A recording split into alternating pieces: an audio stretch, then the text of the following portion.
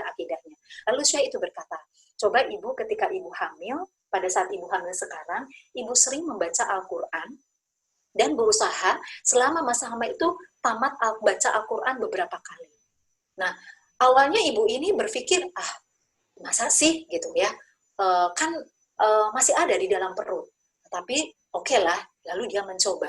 Nah, di hamilan yang kedua, dia bisa menamatkan membaca Al-Quran itu sebanyak 2 kali. Lalu di kehamilan yang ketiga, karena sudah lancar pada hamilan yang kedua, dia bisa menamatkan membaca Al-Quran itu dengan frekuensi yang lebih banyak. Dan Masya Allah ternyata ketika anak-anaknya itu lahir, anak yang kedua itu bisa menjadi penghafal Al-Quran pada usia 12 tahun. Padahal dia tinggalnya di negara Inggris ya, sebuah negara yang sangat sekuler, lebih sekuler daripada negara Indonesia. Demikian juga dengan anak yang ketiga. Anak yang ketiga punya kemampuan menghafal Al-Quran itu dengan usia yang lebih cepat lagi. Nah, berbeda dengan anak yang pertama, karena ibu ini belum tahu, karena ibu ini belum tahu, sehingga kemampuan anak menghafal Al-Qurannya tidak sebaik anak yang kedua dengan anak yang ketiga. Nah, jadi sesungguhnya ketika kita ingin anak-anak kita menghafal Al-Quran, itu harus bisa kita programkan. Yang baik itu adalah kita programkan sejak mereka ada di dalam perut kita. Karena apa? Karena semua yang kita ucapkan itu insya Allah akan tertanam di dalam limbik mereka. Sehingga ketika anak-anak kita lahir, itu sudah ada modal di dalam otak mereka. Sel otak ini sudah muncul pada saat anak janin itu usia yang memasuki di dalam buku ISMI itu kalau tidak salah usia 6 hari. Ya. Lalu kemudian sel otak itu terbentuk pada pekan yang ke-17. Nah, jadi sel-sel otaknya itu sudah ada, tinggal bagaimana kita memfungsikannya, tinggal kita bagaimana memanfaatkannya. Pernah pada saat di era saya ya, itu sedang booming salah satu metode bahwa kalau ibu itu hamil, maka perdengarkanlah musik ya, musik Mozart dan sebagainya, begitu ya. Nah, sesungguhnya Islam sudah mengajarkan lebih dulu tentang itu. Jadi kita tidak perlu mendengarkan musik-musik klasik. Kita dengan memperdengarkan ayat suci Al-Quran saja, itu sudah memberikan bekal yang luar biasa untuk janin di dalam perut kita. Jadi Masya Allah. Dan seorang ibu pada saat hamil itu dia betul-betul harus mengontrol. Karena apa? Karena pada saat ibu hamil itu pasti terjadi perubahan. Ada perubahan fisik, ada perubahan hormon, ada perubahan emosi, yang terkadang membuat seorang ibu itu tidak nyaman. Sehingga seorang ibu yang hamil itu harus siap bahwa mereka itu akan menghadapi situasi dan perubahan-perubahan tadi. Kalau Bu Ismi itu menyampaikan bahwa jangan sampai ibu itu hamil, tapi perilakunya mirip anak tunggal. Dia sering mengeluh, kok kayak gini hamil, kok kayak gini, nggak enak, akhirnya dia marah-marah, lalu konflik sama pasangan, konflik sama suami, apalagi kehamilan anak pertama, itu merupakan satu tantangan. Kenapa? Ya karena kehamilan anak pertama ini ibaratnya ya, kalau seorang pasangan menikah, ya kalau di dalam Islam itu kan nggak boleh ada pacaran ya, berarti ketika menikah itu adalah awal untuk saling mengenal satu sama lain. Nah, jangan sampai pada saat masa perkenalan itu memunculkan konflik-konflik yang bisa mengganggu hubungan di antara keduanya. Karena apa? Karena itu bisa berpengaruh kepada janinnya. Jadi pastikan seorang ibu itu ketika hamil, emosinya terkendali. Kalau ada masalah dengan suami atau dengan pasangan, bicarakan dengan baik-baik. Jadi jangan sampai saling berteriak, jangan sampai saling melempar piring ya. Karena apa? Ya karena kita sudah dewasa. Kita bisa menyelesaikan berbagai macam perbedaan itu dengan cara baik-baik sampai kemudian kita bisa menemukan titik temu. Ya, jadi kalau di kehamilan pertama itu pasti kehamilan yang penuh dengan tantangan bagi pasangan ya, bagi semua pasangan, termasuk juga saya. Saya juga pada saat saya menikah dengan suami ya, itu adalah saya tidak mau melalui proses yang panjang gitu ya. Jadi ta'aruf lalu kemudian menikah.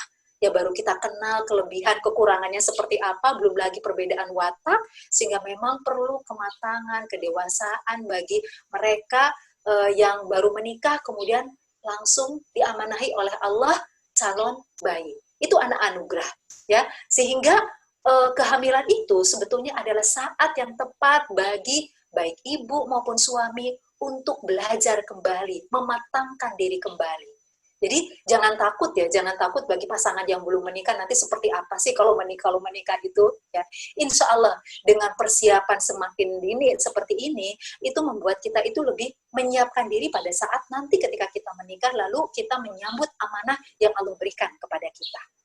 Nah, pada saat di dalam janin, janin itu menerima atau mendapatkan kebutuhannya itu dengan cara otomatis. Mereka tidak perlu menangis, mereka tidak perlu berteriak, jadi semuanya itu sudah Allah aturkan. Ya, sudah Allah aturkan. Semua kebutuhannya itu Allah sudah berikan. Ya, tidak perlu melakukan apapun, semuanya Allah atur. Makanannya itu lewat dari plasenta. Dan setiap pertambahan bulan, plasenta juga akan merubah gitu, sesuai dengan kebutuhan agar janin itu bisa berkembang secara optimal. Nah, pada saat lahir, bayi itu kan ibaratnya masuk di dalam dunia yang sangat asing bagi dia. Dia tidak tahu berada di mana, dia tidak tahu berada dengan siapa, sehingga yang sangat dibutuhkan oleh bayi di usia 0 tahun ya sampai usia 12 bulan itu adalah orang tuanya bisa memastikan, meyakinkan bahwa dunia ini aman untuk mereka. Caranya bagaimana? Caranya adalah dengan memberikan kehangatan kepada bayi. Sehingga ibu itu harus hadir di hadapan bayi dengan wajah yang selalu ceria, tersenyum. Demikian juga pasangannya. Itu tidak boleh menunjukkan wajah kemarahan. Karena apa? Karena yang dibutuhkan oleh anak usia 0 sampai 12 bulan itu adalah dia perlu dibangun rasa trust-nya, rasa kepercayaannya, bahwa saya ketika lahir di dunia ini, ada orang yang siap untuk memberikan apa yang ia butuhkan. Ketika saya takut, ada orang yang siap memberikan perlindungan kepada saya. Ketika saya merasa lapar, ada orang yang kemudian bisa memberikan atau memuaskan rasa lapar saya. Nah, itu harus bisa diberikan oleh orang tuanya, Dan anak itu senang, bayi itu senang memasukkan segala sesuatu ke dalam mulutnya. Itu ada sesuatu yang sangat wajar.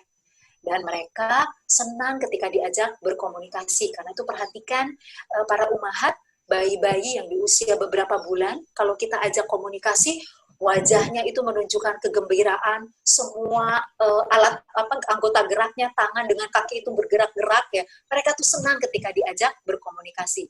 Dan mereka senang bermain sensory play. Apa itu sensory play? Sensory play itu adalah satu stimulasi untuk menstimulasi saraf sensori motorik mereka. Dengan cara apa? Bukan dengan memberikan alat main, tetapi yang justru dibutuhkan oleh anak usia 0 sampai 12 itu adalah dengan banyak memberikan sentuhan, dengan banyak memberikan pelukan. Di dalam buku tulisan Ibu Ida S. Widayanti, saya lupa ya judulnya apa ya, tetapi di situ dikisahkan ada seorang kanselir Jerman ya, seorang penguasa kaisar Jerman. Suatu ketika dia memerintahkan, dia akan melakukan penelitian. Penelitiannya dilakukan dengan cara begini. Dia memerintahkan untuk mengumpulkan beberapa bayi, bayi itu dipisahkan dari orang tuanya, lalu bayi itu dipenuhi semua kebutuhan fisiknya.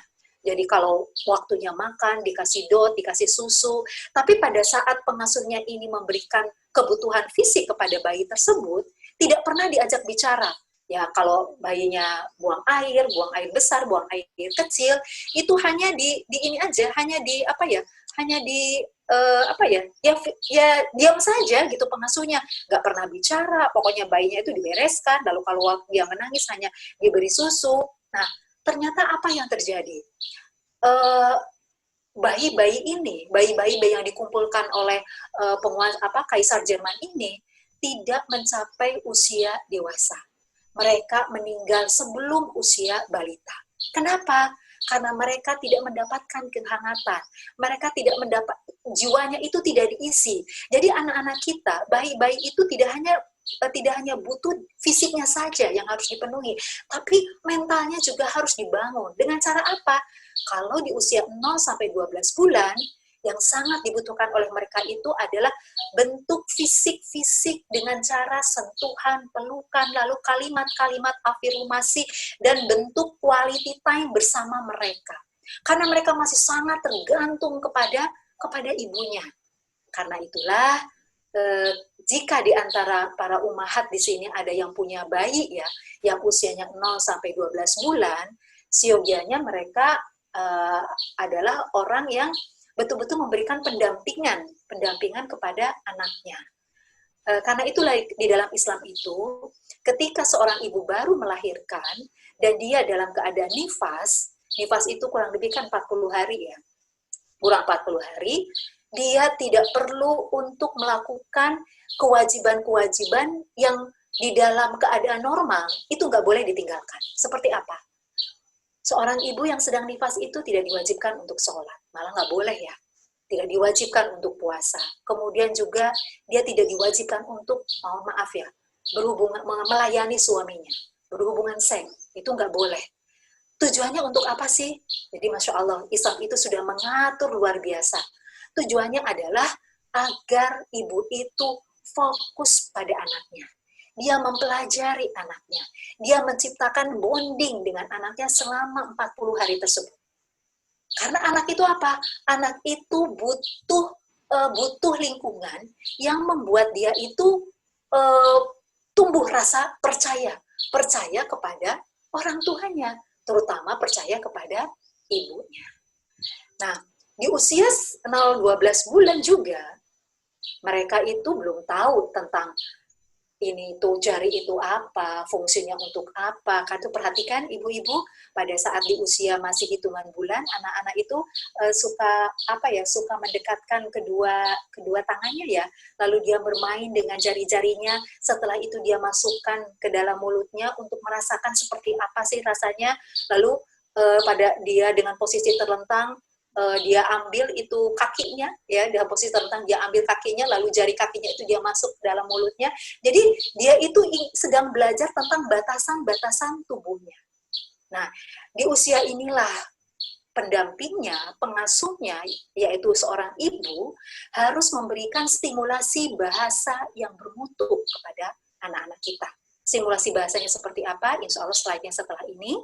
Nah, di usia 4 bulan, itu anak sudah bisa mengangkat kepalanya, ya, dadanya sudah bisa diangkat untuk bersiap agar mereka bisa merangkak. Nah, ketika mereka sudah bisa merangkak di usia 6 bulan, 7 bulan, mereka bisa menjadi penjelajah.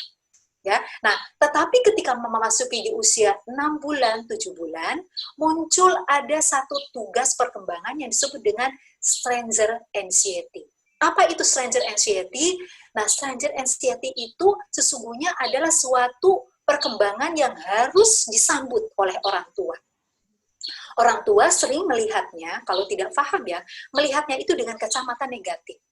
Coba ibu perhatikan, ketika anak-anak itu di usia 0, 1 bulan, 2 bulan, mereka itu mau digendong oleh siapa saja.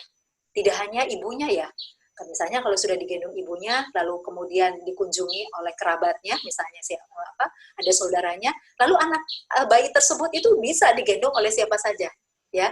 Nah, paling dia tidak nyaman saja dengan cara menggendongnya yang berbeda dengan yang biasa yang biasa dia rasakan. Nah, tetapi relatif bahwa mereka itu bisa berinteraksi dengan siapa saja. Kenapa? Karena di usia-usia awal penglihatan mereka itu masih terbatas. Mereka masih melihat itu dengan cara yang global. Karenanya lah, ketika kita berbicara dengan anak-anak usia bayi, yang kita tuh nggak bisa bicara dengan jarak jauh. Kita tuh harus hadir di hadapan wajah anak kita. Jadi wajah kita itu terlihat oleh anak-anak kita, lalu bicara kita itu harus jelas, dengan intonasi, dengan pilihan kata yang baik. Nah, sehingga anak-anak kita itu bisa mendengarkan dengan jelas wajah pengasuhnya yang sedang berbicara, lalu apa yang diucapkan, nah itu akan memberikan modal awal bagi kemampuan anak untuk berbicara dan mengamati. Nah, kemampuan penglihatan mereka semakin bertambah, sehingga lama-lama mereka itu sudah kenal. Oh, seperti ini wajah ibu saya. Wajahnya, hidungnya begini, mulutnya begini, matanya begini. Kalau di awal-awal itu kan mereka lebih banyak dengan menggunakan pendengaran dan penciuman. Nah, bertambah usia anak, dia sudah bisa mengamati. Nah, ketika kemampuan mengamatinya sudah semakin berkembang, nah disitulah yang disebut dengan stranger anxiety. Dia sudah bisa membedakan mana pengasuhnya dan mana yang bukan. Sehingga ketika di usia 7 bulan, kalau ada seorang bayi yang sedang digendong oleh ibunya, lalu kemudian datang orang asing yang tidak pernah berinteraksi sebelumnya dengan bayi tersebut, lalu langsung orang asing tersebut menggendong bayi, pasti dia biasanya langsung menangis. Awal-awal dia mengamati dulu, setelah mengamati, loh kok beda? Baru setelah itu dia menangis. Karena apa? Karena dia khawatir, dia cemas. Kok ada ya orang seperti ini menggendong saya? Dan dia tenang kembali ketika dia digendong oleh ibunya. Nah, ini adalah satu tugas perkembangan yang harus kita sambut. Karena ketika itu muncul, menunjukkan bahwa kemampuan pengamatan anak kita, bayi itu semakin lebih baik. Nah, untuk anak-anak usia 0-1 tahun, apa sih yang harus kita berikan kepada mereka? Nah, yang harus kita berikan kepada mereka itu adalah membangun rasa trust. Apa yang maksud dengan rasa trust? Yaitu membangun rasa percaya bahwa kita adalah orang tua yang bisa memberikan rasa aman, rasa nyaman, dan kemudian bisa memberikan apapun yang anak butuhkan. Nah, ini yang harus dibangun, Bu, di usia 0-2 tahun. Jadi bondingnya harus kuat. Karena kalau trust ini tidak dibangun, apa yang akan terjadi? Anak yang tidak punya rasa trust kepada pengasuhnya, kepada orang tuanya, biasanya mereka akan punya masalah di konsep dirinya. Mereka menjadi anak yang tidak tahu konsep diri. Mereka tidak punya rasa percaya diri. Mereka ragu siapa dirinya. Apakah saya ini adalah orang yang orang yang berharga untuk orang lain? Nah, bagaimana cara membangun rasa trust kepada seorang bayi? Maka hadirlah di saat kapanpun mereka butuhkan. Ya, jadi sebaiknya seorang ibu ketika di usia anak-anak itu masih awal, mereka nggak boleh banyak meninggalkan ya. Mereka nggak boleh banyak meninggalkan. Mereka harus sering hadir kapanpun anak butuhkan. Nah, di usia ini berikan komunikasi cinta yang sangat dibutuhkan oleh mereka. Yaitu apa? Ciuman, pelukan, tatapan, sentuhan, lalu bermain dengan tubuh mereka. Nah, itu akan membuat mereka itu terasa damai. Mereka itu membuat nyaman gitu. Oh, saya ada pelindungnya. Ada orang yang bermain dengan saya. Saya diajak ngobrol. Nah, jangan dikira bahwa ketika kita memberikan stimulasi tersebut, lalu anak ini tidak memberikan respon. Mereka tidak paham. Jangan kita beranggapan seperti itu. Mereka memang ketika kita ajak bicara, mereka tidak menjawab. Tetapi sungguhnya ketika kita bekerja dengan mereka, kita berinteraksi dengan mereka, pada saat yang sama kita sedang membangun sel-sel otak yang itu akan menjadi modal untuk pendidikan di tahap selanjutnya. Dan pada saat kita memberikan ciuman, pelukan, sentuhan, ada hormon yang bekerja pada anak-anak kita. Hormonnya itu apa? Yaitu hormon oksitosin. Hormon oksitosin itu adalah hormon yang memberikan efek bahagia pada anak-anak kita. Beda dengan hormon kalau kita marah ya. Kalau kita marah pada anak, yang terpancing itu adalah bukan hormon oksitosin ya, tetapi hormon yang bisa merusak sehingga berpengaruh terhadap perkembangan otak anak kita. Maka di usia-usia awal ini, seorang ibu, seorang ayah, itu sebetulnya nggak boleh marah sama anak. Dia harus sabar. Karena ketika dia marah, pada saat yang sama, dia menghancurkan sel-sel otak yang ada di dalam otak anak kita. Di dalam buku Bu Ismi juga, di situ seorang neurolog ya, Liz Elliot, melakukan penelitian kepada bayinya sendiri. Karena dia seorang neurolog, penuh ingin tahu. Jadi, apa sih yang terjadi pada anak kalau anak itu misalnya sedang dipeluk, sedang digendong, sedang disusui oleh ibunya. Nah, dengan alat tertentu, Alice Elliot ini bisa melihat sambungan-sambungan sel otak pada layar. Nah, ternyata anak itu ketika disusui lalu diajak bicara, Di layar itu terlihat bagaimana sel otak satu dengan sel otak yang itu bersambungan dengan kecepatan yang luar biasa. Nah, suatu ketika Liz Elliot ini kaget, lalu membuat bayi yang sedang digodengnya juga kaget gitu. Jadi bayi itu kan belum paham gitu loh. Ketika ada sebuah suara yang keras, itu mengagetkan dia, membuat tidak nyaman. Nah, apa yang terjadi? Ternyata di layar itu terlihat sel otak yang asalnya itu bersambungan, sinapnya itu sudah bersambungan, tiba-tiba menggelembung, lalu semakin membesar, lalu tiba-tiba hilang. Nah, maksudnya apa? Di sini Les Elliot itu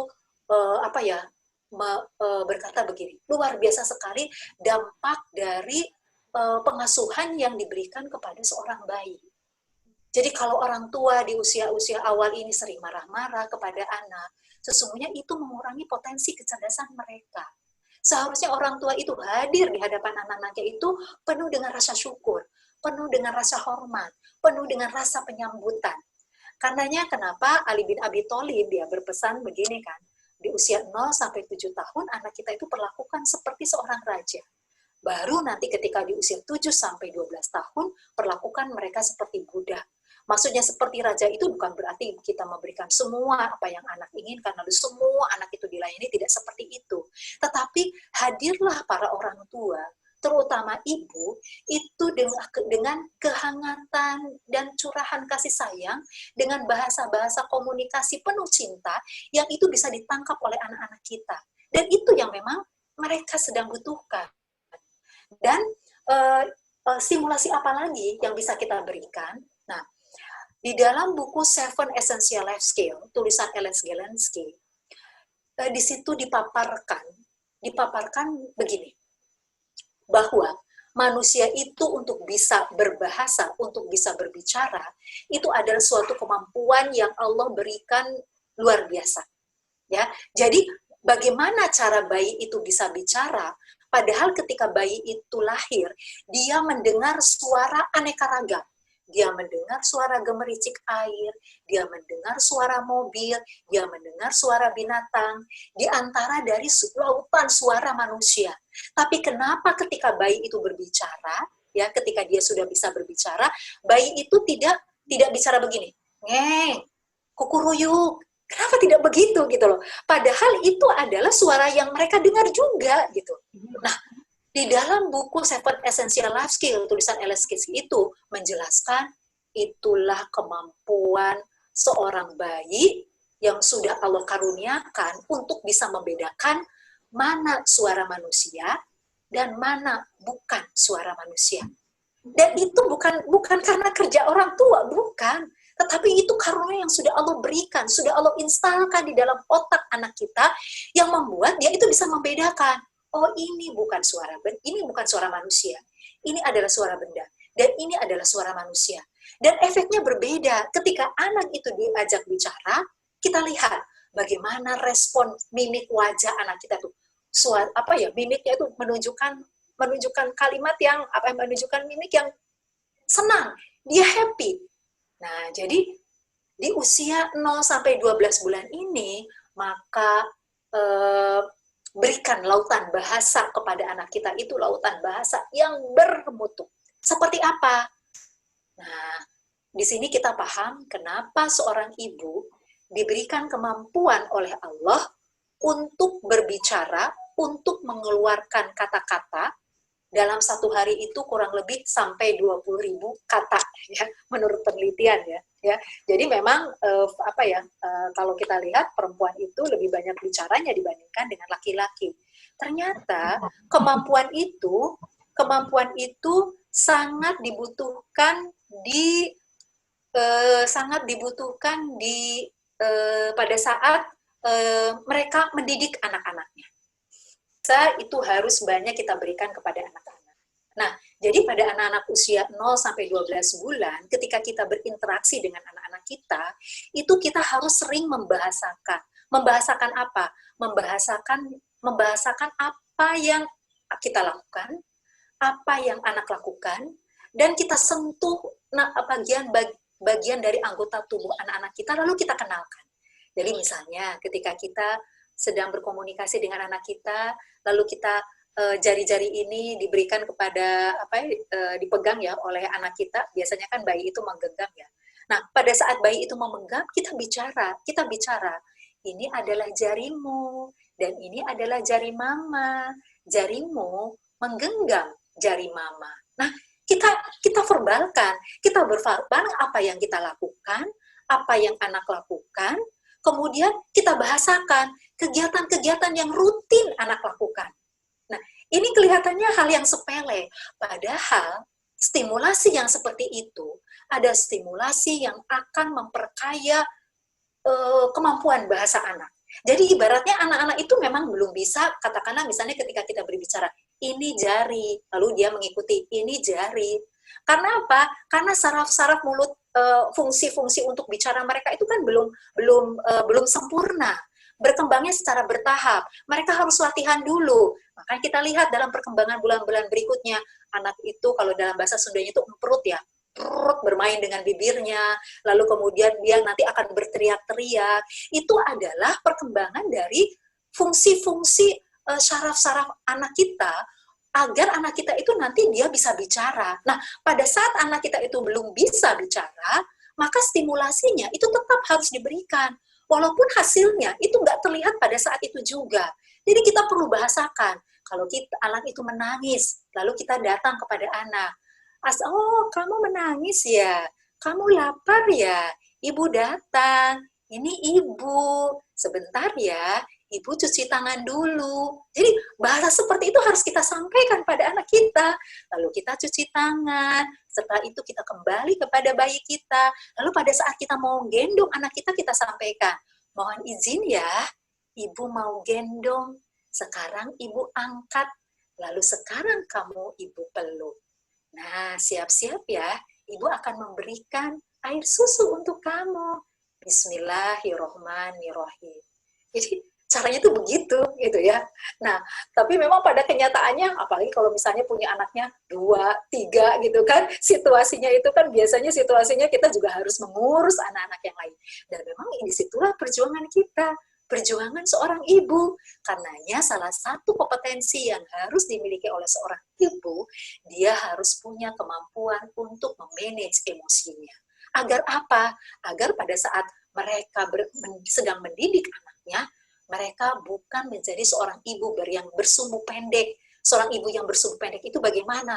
Sedikit-sedikit marah, sedikit-sedikit ngeluh. Apapun yang dilakukan oleh anak, itu pokoknya semua salah. Sehingga yang diterima oleh anak itu hanyalah kalimat-kalimat penuh suruhan, penuh ancaman, kalimat-kalimat yang negatif. Nah, itu adalah stimulasi yang tidak baik untuk perkembangan anak-anak kita. Dan pada saat kita bicara dengan anak kita, bicaralah dengan bahasa dan intonasi yang jelas. Jadi nggak boleh kumur-kumur. Jadi kalau bicara dengan baik itu kalimat kita harus jelas. Assalamualaikum, apa kabar hari ini? Alhamdulillah, kamu sudah bangun. Yuk sama-sama kita baca doa. Nah, itu tuh harus diverbalkan. Harus diverbalkan. Ibu tahu ya, seorang penulis sastra, Elvi Tiana Rosa ya, kalau tidak salah namanya, dia punya anak ya yang bernama Faiz, dan Masya Allah kemampuan Faiz di usia 10 tahun dia sudah bisa menulis puisi. Saya membaca bagaimana cara Ibu Elvi Tiana Rosa ini membesarkan anaknya. Ternyata sejak anaknya itu dari lahir, kalimat yang didengarkan oleh anaknya ini adalah kalimat puisi, kalimat sastra. Dan coba Ibu perhatikan, bagaimana kalimat-kalimat yang diucapkan oleh Nabi Muhammad SAW. Itu adalah kalimat yang indah. Kepada suami, kepada istrinya, beliau memanggil Humairo, wahai istriku. Lalu kepada anaknya, itu kan suka memanggil dengan wahai, wahai. Itu kan kalimat ya, Masya Allah, kalimat luar biasa. Kalimat panggilan-panggilan yang menunjukkan kasih sayang. Nah, jika anak-anak kita itu dibesarkan dengan lautan bahasa yang bermutu, ya, lautan bahasa yang penuh dengan kasih sayang, itu tersimpan tuh di dalam sel otak mereka. Nah, nanti pada saat fungsi-fungsi alat bicaranya itu sudah bisa berfungsi, maka yang akan keluar dari mulut mereka itu adalah apa yang masuk dalam otak mereka.